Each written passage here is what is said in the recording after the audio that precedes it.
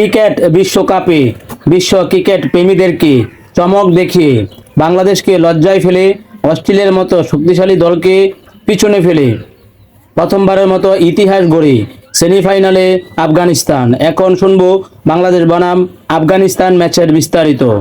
টসে জয়লাভ করে ব্যাটিং করার সিদ্ধান্ত নেন রাশেদ খান। আফগানিস্তানের বড় শক্তি গুলবাজ ও ইব্রাহিম জাদরান। বাংলাদেশের জন্য আতঙ্কের আরেক নাম এই দুই ব্যাটসম্যান। ঠিক তারই করলেন। 64 বল থেকে 59 রানের পার্টনারশিপ করলেন দুই উদ্বোধনীয় ব্যাটসম্যান। দলীয় 59 রানের মাথায় ব্যক্তিগত 18 রান করে ইব্রাহিম জাদরান রিশাদের বলে আউট হন। দলীয় 84 রানে মাথায় দ্বিতীয় উইকেটের পতন হয় আফগানিস্তানের। আউট হন আজমতুল্লাহ, তাকে আউট করেন মুস্তাফিজুর রহমান। দলীয় 88 রানের মাথায় তৃতীয় উইকেটের পতন হয়। আউট হন উদ্বোধনীয় ব্যাটসম্যান গুলবাজ, তাকে আউট করেন রিশাদ হোসেন। স্কোরবোর্ডে 1 রান যোগ করে গুলবাদিন সাজঘরে ফিরেন। দলীয় 93 রানের মাথায় মোহাম্মদ নবী আউট হলে আর কোনো ব্যাটসম্যানকে আউট করতে পারেনি বাংলাদেশের বোলাররা। এই ম্যাচটি জুড়ে 3টি দলের ছিল প্রত্যাশা। কোন দল সেমিফাইনালে যাবে তার ছিল সমীকরণ। 20 ওভার শেষে 5 উইকেট হারিয়ে 115 রানে থামে আফগানিস্তানের ইনিংস। বাংলাদেশ বোলারদের মধ্যে সফল রিশাদ হোসেন 4 ওভার বল করে 26 রান খরচ করে তুলে নেন 3 উইকেট।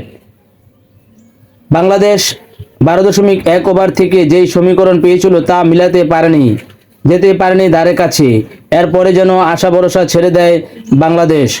আফগানিস্তানের পাশাপাশি বৃষ্টির সাথে লড়াই করতে হয় টাইগারদের। শুধু বাংলাদেশ নয়, বাংলাদেশ জিতলে সেমিফাইনালে যাবে অস্ট্রেলিয়া, তাই অস্ট্রেলিয়ার সমর্থকদের চোখ ছিল বাংলাদেশের দিকে। এমনটাই জানালেন খেলা শেষে ম্যাক্সওয়েল। 115 রানের জয়ের লক্ষ্যে ব্যাট করতে নেমে দলীয় 23 রানে তানজিম হাসান, ক্যাপ্টেন শান্ত, সাকিব আল হাসান আউট হয়ে যান। সহজ লক্ষ্যকে কঠিন বানিয়ে বসেন টাইগার ব্যাটসম্যানরা। নিয়মিত উইকেটগুলি বিলিয়ে দিতে শুরু করেন আফগানিস্তানের বোলারদেরকে। 48 রানে সৌম্য সরকার, দলীয় 64 রানে বিশ্বকাপে ভালো ব্যাটিং করা তাওহিদ হৃদয়, দলীয় 80 রানে মাহমুদুল্লাহ রিয়াদ, একই ওভারে রিশাদ হোসেন ক্যাভিলিয়ানের পথ ধরেন। মাত্র 80 রানে 7 উইকেট হারিয়ে বসে বাংলাদেশ। ততক্ষণ জয়ের জন্য বাংলাদেশের প্রয়োজন 34 রান। এক পাশ ধরে রেখে খেলা চালিয়ে যান লিটন কুমার দাস। বিপদে তিনি জ্বলে ওঠেন। লিটন দাস একে একে সঙ্গীরা যখন খাদে পড়ে যায়, শেষ পর্যন্ত 49 বল থেকে 5টি 4 ও 1টি 6-এর সাহায্যে 54 রান করে অপরাজিত থাকেন। তাকে সঙ্গ দেওয়ার কেউই ছিল না টাইগার শিবিরে। সেমিফাইনালে যাবে থাক দূরের কথা, সেই সমীকরণের কাছেও যেতে পারেনি সাকিব লিটনরা। পরিশেষে বৃষ্টি আইনে 8 রানে পরাজয় শক্তিশালী আফগানিস্তানের কাছে বাংলাদেশের। এই জয়ের সুবাদে অস্ট্রেলিয়াকে বাড়ির টিকিট ধরিয়ে দিয়ে সেমিফাইনালে চলে যায় প্রথমবারের মতো আফগানিস্তান। খেলা শেষে রাশেদ খান ধন্যবাদ জানান লারাকে। তিনি বলেছিল আফগানিস্তান সেমিফাইনাল খেলবে, তার সেই কথা রেখেছে রাশেদ খান, তাই তাকে ধন্যবাদ জানাতে ভুল করেনি আফগানিস্তানের ক্যাপ্টেন রাশেদ খান।